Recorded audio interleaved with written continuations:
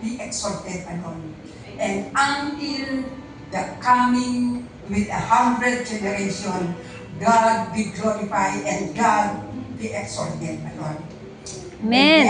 Amen. God is good all the time. And all the time, God is good. Hallelujah. Dadako tayo sa panalangin. Hallelujah. Bago tayo manalangin, basahin ko muna ang ating text. Kung meron kayong Bible na hawak, can you open your Bible with me in 2 Chronicles 7 verse 14? At ang team natin ngayon, serving God. Amen. Amen. Sabi niya sa 2 Chronicles 7:14, if my people who are called by my name will humble themselves and pray and seek my face and turn from their wicked ways, I will hear. then I will hear from heaven and will forgive their sin and will heal their land. Blessed be the reading of His word. Let's Amen. pray. Glorious Heavenly Father, your name be glorified. Your name be exalted. Amen. O God Almighty, I acknowledge, apart from you, I'm totally nothing. But Father, I thank you that in the name of Jesus, you have called us in a great purpose. I pray, God Almighty, in the name of Jesus, be in control in giving and expressing and preaching your word. I pray in the name of Jesus, help me to do that. And let your name be glorified. I pray by the guidance and the power of your Holy Spirit that we, the one Lord, to embrace and guide everyone. Open our mind, our ear, that we can understand your word this afternoon. God Almighty, I thank you for this very moment, that in the name of Jesus, we are all covered by your precious blood. And even in this congregation of yours, in this room, Father, seal it by the power of your blood, in the name of Jesus. Lord, I just humble myself. Cover me with your precious blood, and let your guidance, your anointing, Lord, flow upon me, including all who will hear your word. Thank you, Lord. The glory belongs to you. This is my prayer in Jesus' mighty name. Amen. Sa pamamagitan ng kanyang salita, napakalinaw sa kanyang sinabi dito, if my people who were called by my name will humble themselves and pray and seek thy face and turn from their wicked ways, then I will hear from heaven and forgive their sin and heal their land. It is very napakadali intindihin ang kanyang salita at napakalinaw sa kanya dahil ang bawat isa dito ay tinawag ng Diyos. Kasi very clear, if my people who were called by my name, lahat ba dito ay tinawag ng Diyos? Amen. Naniniwala ako na lahat tayo dito ay tinawag ng Diyos. Dahil ang hindi tinawag ng Diyos ay hindi nakakapasok dito ng matagal. Amen? Kaya bilang brilliant sa puso ng Diyos, lahat tayo dito ay brilliant sa puso ng Diyos. We are called in a very special way. God called each one of us according to His own purpose. Pero meron mga sinabi ng Lord na dapat natin susundin. At meron tayong pwedeng mapag-aralan meron tayong mapag-aralan dito. Kasi sabi niya, if my people who were called by my name will humble themselves, are we willing to humble ourselves before God? Maraming time, maraming beses na tayo hindi natin nakikita yung ating pagkakamali. Nakikita natin na parang tayo ay tama. Pero tama sa atin pero hindi tama sa mata ng Diyos. But God told us to humble ourselves before God and He will direct our path straight. Amen? God cannot be mocked. Hindi natin maitago ang bawat galaw ng bawat isa sa ating Diyos. Kung sa atin ay tama tayo, i-research natin ang ating sarili. Why not kneel down and pray to God and ask the real reason kung alin yung tama o alin ba yung nagawa natin na hindi tama. Amen? We need to humble ourselves before God. Bilang tinawag ng Diyos, bilang servant ng Diyos, we need to humble before God. Dahil siya lang ang nakakaalam ng lahat. He is the only perfect, the wonderful God. Amen? We need to humble ourselves before God. At kung mayroon tayong nais na hilingin, we need to humble first in the sight of God. And we will receive. Because God will reveal to us the best that He wants us to do. Amen? Amen. Dito sa talatang ito, napakarami niyang gustong sabihin dito. You are called by my name. Ang Diyos ang siyang tumawag. Are you willing to serve God with a full heart? Are you willing to do the calling of the Lord in your life? Napakalaking chance pa rin ng bawat isa sa inyo. In my age, I won't give up. Kahit matanda na ako, I won't give up. Anumang trials na nagkapatong-patong dyan, I know God is powerful, God is wonderful, and God is always with me. I won't give up because I know I have that victory in Jesus' mighty name. Amen? So, sa inyo ng mga bata pa,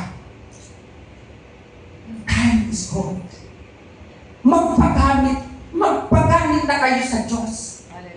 I-fully surrender nyo ang buhay ninyo dahil it is your chance. Napakalaki pa ng chance nyo. Kasi we don't know what happened tomorrow. Amen. Doon sa aking relasyon sa Diyos, it is another testimony. No matter situation is, ang daming test sa hospital nung Friday. Ang daming hanggang sa ECG, nakatapos na ako ng more than 12 na test sa hospital. But still, I will stand, I declare, Jesus is Lord over my life. I declare, God is still using me. I declare, I will stand and preach the word of God. Kasi sa sa isang minuto na nagpagamit ka sa Diyos, you have a crown of life. And that inheritance will never fail. Ang lahat ng mayroon tayo sa mundong ito, hindi natin yan madadala. Kahit karaming pera mo dyan, kahit ano pa, kahit marami kang lupa na naimbat o nabili, hindi natin yan madala.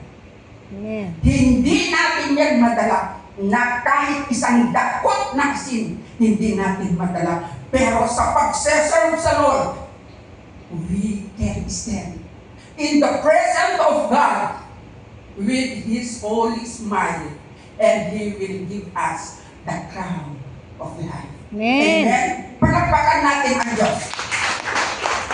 Palakpakan natin ang Diyos. Sa buhay ng isang Kristiyano katulad natin, don't give up. Don't give up. When is the time that you do your best to serve God. Serving God is not just stand here and preach the word of God. Serving God, you can do it, we can do it, even in our house, in our place, everywhere we are, we can serve God. When is the time that you kneel down to pray? When is the last time that you encourage someone to know Jesus is the Savior of your soul? When is the last time that you share the word of God to someone, that you can invite someone in the presence of God and surrender it to the Lord as a gift, as a royal gift to the Lord, that one soul will receive the Lord Jesus Christ as his Lord and Savior. And if he surrender to the Lord, you have a crown of life. Do you believe that? This is a great serving in God. Amen. This is a great serving in God. We need to do our step. Serving God is to care to those needy who need prayer. When is the time that you pray for your sister, or for your neighbor, for your relatives, or for your loved ones, for your colleagues, for your groups? Do you have time? Do you have time to pray for your fellow sister? Do you have time to pray for our senior pastor? Do you have time to pray for his sanctuary? Do you have time to pray for these lost souls? God is calling each one of us. We need to be filled and stand. And it is the time for us to stand firm. That God is real. God will never be mocked. He is the powerful God. And He alone can answer our prayer. Amen. God is true. God is true. Amen. So in His word, very clear, we go back in His word. If my people who are called by my name will humble themselves and pray and seek my face and turn from their wicked ways. Turn from their wicked ways. Tayo lahat ay nagpasala. Tayo lahat ay hindi perfect. But as long we humble ourselves and repent and seek God's face with a true heart and do the righteous that He wants us to do, the blessing of the Lord and the embrace of the Lord is widely open to welcome everyone, because this is His desire, as He said in John 3:16. For God so loved the world that He gave His only begotten Son, that whosoever believe in Him will not perish but have everlasting. Amen. And it says in Matthew 21 verse 22, if you humble yourself and pray, God says, if you believe deep in your heart, if you believe, you will receive whatsoever you ask for in prayer. Amen. So if you pray for one another, if you pray to your sister or your relatives or your family, God will open a blessing and answer your prayer in Jesus' name. In Jesus' name. Amen? Amen. Amen? So don't give up and don't forget to do what God wants us to do. Isa sa nais ng Diyos na ipagawa sa atin, pray. Pray. Don't give up in prayer. Never give up in prayer. At ang pangalawa ng nais ng Diyos na pinapagawa sa atin, stand and witness to this word. Amen. That God is always looking for those lost souls. Hallelujah. That they will come to know the love of God. Minahal kayo ng Diyos. Dapat natin i-share ang pag-ibig ng Diyos na natanggap natin upang tayo ay makasama din natin sila sa harapan ng Diyos darating ang araw. Do you know that everyone will stand in the judgment in front of God? At ano ang tanongin ng Diyos? Ano ang tatanungin ng Diyos? Ikaw ba ay nag-i-invite na pupunta sa church upang makinig ng salita ng Diyos? This morning, isa sa naimbitahan. Do you know his word? Her word? Sabi niya, hindi daw siya nagkamali sa napuntahan niya this morning. Hallelujah. Hindi daw siya nagkamali sa napuntahan niya this morning. At ang sabi niya, sa matagal kong pananalangin and then just encouragement, kasi katapat ko lang siya sa building. Iisang flat kami, pero katapat ko siya nasa D ako, nasa Asia. Marami daw nag-invite din siya. Nag-invite sa kanya na napuntahan na niya. Pero salamat sa Lord na ang napuntahan niya ay na-feel niya talaga ang presensya ng Diyos. Amen. Which is kaninang umaga. And I will thank God that the Spirit of God, kasi tuwing nagsishare ako sa kanya, she is a daughter of a pastor. Kaya, iingat din ako sa pananalangin sa kanya kasi I know she is a daughter of a pastor in Philippines. Pero time come. At nagkataon na ang message ay talaga na-open yung heart niya. Na-open ang heart niya. At sabi niya, kasi si just called ni nanay. Nanay, dito gusto ko dito. I feel warm deep in my heart. Na-feel ko ang presensya ng Diyos. Alam ba ninyo na doon sa isa na nag-surrender sa Diyos, na nadala natin sa Diyos, a million of angels is rejoicing in heaven. Amen. At ang nagdala sa kanya, may reward din. Ang bawat nag-share ng salita ng Diyos sa kanya, may reward din.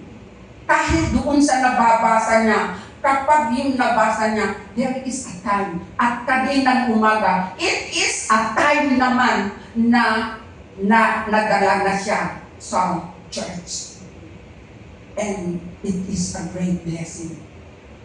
And to everyone na mayroon nadala na open dahil kahit anak siya ng pastor, hindi pa siya totally, sinasabi din niya, very open sa akin. Ang papa ko pastor, pero hindi pa rin ako totally na-feel, ang ganitong na-feel as si feel this morning. So, palakpakan natin ang Diyos as we are called by God. As we are called by God, we will continue. I-share natin yung kahit 15 minutes sa time natin kapag holiday natin to share the love of God to others. Maraming mga kapwa natin na may hininga na nakaupo dyan sa gilid-gilid. Magkaroon tayo ng right relationship ba? Na kahit lalo na sa mga bata na katulad nyo, they are be attractive to you. Lalo na ang gaganda ninyo.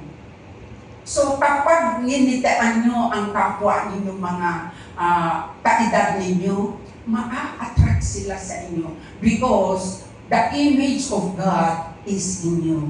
Amen? So use it for the glory of God upang makapagdala tayo ng soul sa harapan ng Diyos. For the glory of God to save those souls. Because this is the very desire of God that every people will be saved.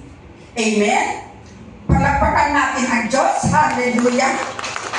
Yan ang una sa ating pag-aralan, ang pag-witness. Dito sa pangalawa, we need to stand as a chosen people, no? Called by His name. We need to have this fellowship. Sa fellowship, nakukuha natin na it is a great privilege na magkaroon tayo ng bonding. Napakaganda ang may fellowship sa body of Christ. Napapalakas natin ang bawat isa through fellowship. Ano? Amen. It says in Hebrew 10 verse 25, let us not give up meeting together as some are in the habit of doing, but let us encourage one another, and all the more as you see the day approaching. Oras na, very limitado ang mga panahon na ito. Lalo na sa domestic helper na katulad natin. We need to share na sa holiday natin, gamitin na natin yung holiday natin, kahit 15 minutes lang. Sa ating pag-fellowship, magkaroon tayo ng bonding prayer, and then magkaroon tayo ng 15 minutes, either before tayo kakain or after tayo kakain, na mag-share ng Word of God, mag-share ng encouragement sa iba. Kahit 15 minutes. Amen. And this is a very golden time na kapag ito ay ibigay natin sa Lord, it is a great blessing to everyone. At ito dito magagamit na ang bawat talent ng bawat isa sa atin ay mag-glorify ang Lord, because we are all a brilliant in the heart of God. Tayong lahat, hindi para-parehas ang calling, pero para-parehas ang Diyos. Iisa ang Diyos na pinaglilingkuran. Hindi tinitignan kung ano ang pinag-aralan o ano ang degree o ano na ang tawag sa sino man dyan. Hindi yun ang tinitignan ng Diyos. Ang tinitignan ng Diyos, yung puso ng bawat anak niya na mag-submit at gumagawa sa nais ng Diyos. Amen? Hallelujah! Doon ang pangalawa. Pagdating naman sa pangatlo, sa the same passage, sa 2 Chronicles 7 verse 14, is obedient. Amen. Kasi kapag mayroon tayo ng pag-upan sa prayer, nagkaroon na tayo ng witnessing, yung fellowship, doon sa obedient, yung pag-obey. Kung mayroon tayo talagang pag-ibig sa ating puso, dapat mag-obey tayo. Amen. Dapat mag-obey tayo. Masakit man sa atin, pero we need to teach ourselves to obey. We need to teach ourselves to obey. Sabi dito sa James 1 verse 22, let us be a doer of the word and not just a hearer only. Amen. Mag-obey tayo. Kapag inassign tayo na gawin mo ito, we need to do it with all our heart. Kasi our reward is not on this earth. Our reward is in heaven. Amen. And God use us. Sa tingin natin very simple, but sa puso ng Diyos, it is a great and a very big blessing na nakita ng Lord na nag-obey tayo. Amen? let us be aware. At sabi niya sa James 1 verse 25, doer will be blessed. Amen. As long we obey with all our heart. Apakan na natin yung murmuring spirit. Kasi totally defeated na yun. Amen. Apakan natin yung magmamaktul-maktul. Apakan na natin ang mga trabaho ng kaaway na hindi karapat-dapat. Apakan na natin ang mga pride na hindi nagbibigay ng pagtitiwala sa Diyos. Apakan na natin ang maraming reason bakit hindi nagawa kung ano ang i-assign ng Diyos sa atin. Dahil sa ating Diyos, hindi natin siya papagsinungalingan. Kaya natin pagsinungalingan ang ating leader, ang ating pastor, pero sa Diyos, we are an open book. Amen. Walang makakalusot sa bawat minuto na ginagawa natin. Ito ay transparent lahat sa mata ng Diyos. Amen. Wala tayong maitago. So I encourage one another. If you really stand as a called by God, humble yourself. Pray. Pray. Humble yourself. Napaka ganda ng turo ng Diyos sa atin. Huwag natin walain. Huwag natin pabayaan ang ating pananampalataya. Don't give up. Don't give up in serving God. Stand as a called by the Holy One. The blessing of the Lord is ready to every one of us, including our family. We are blessed by God at malalaman natin na sa bawat ginagawa natin, as long ito ay tama, God will reward us. As we, paano na hindi pa natin ma-serve ang God? Alam natin na He is the great provider. Amen. He is the great healer. He will never fail us. He will never abandon us. Amen. Sa anuman sitwasyon, God is always there. In every situation, He knows it. And as we call upon Him, He is always there to uphold us.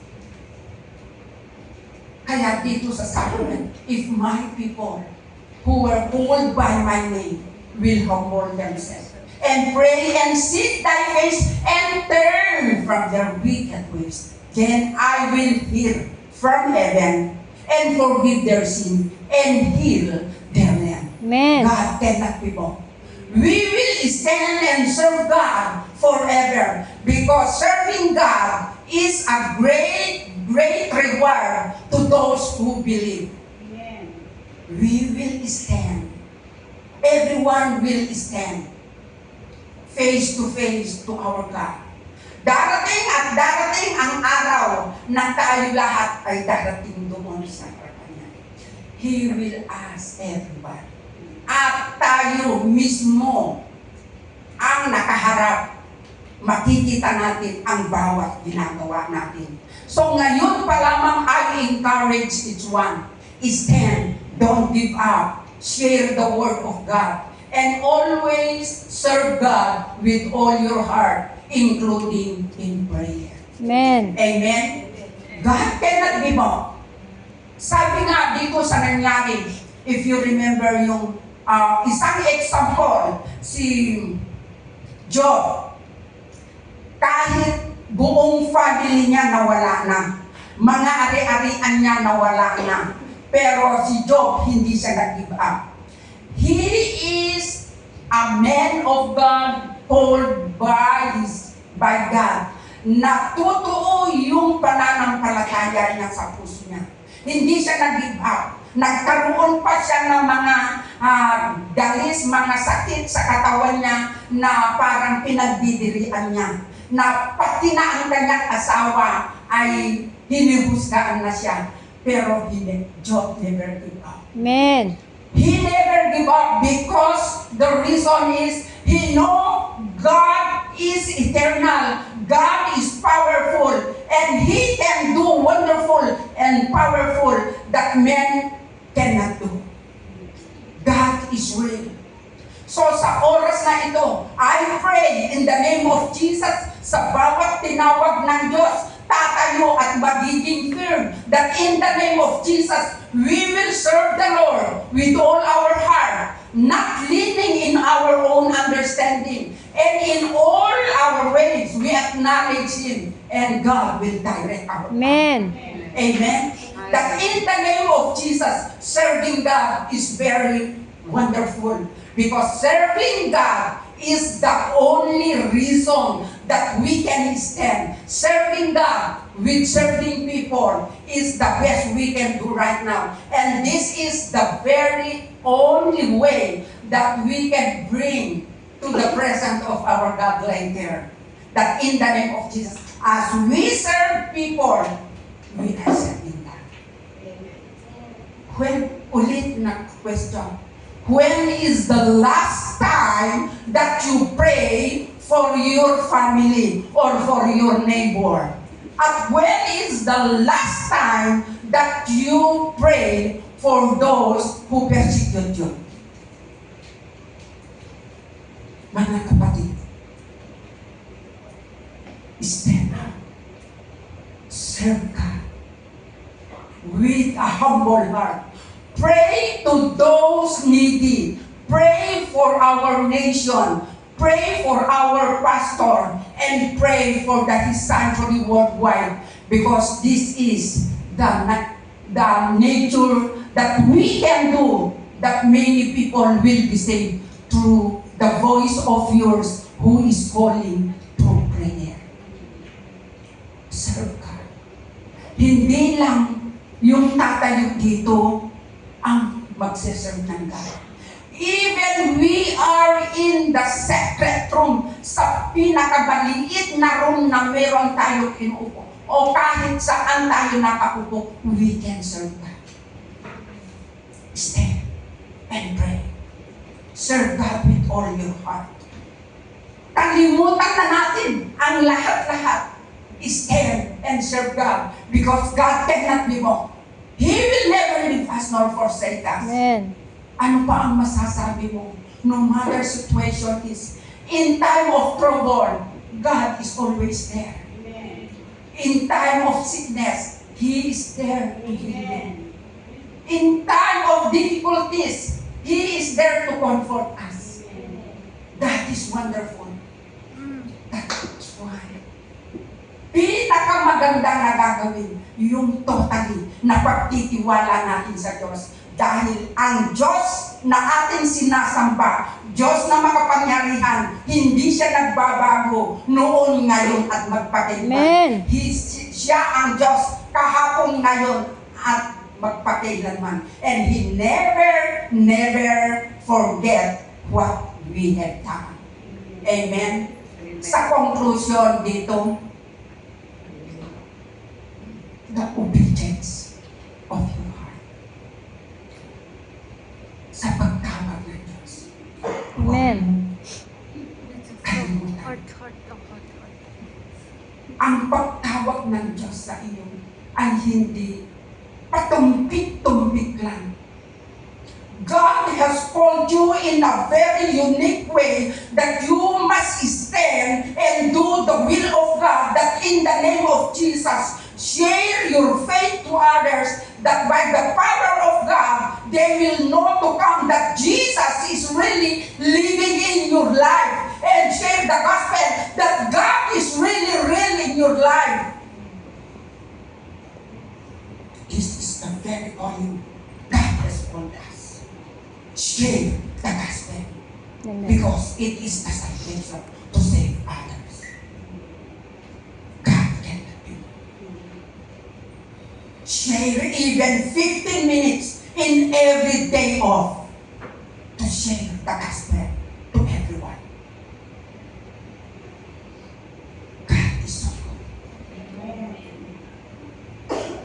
Let us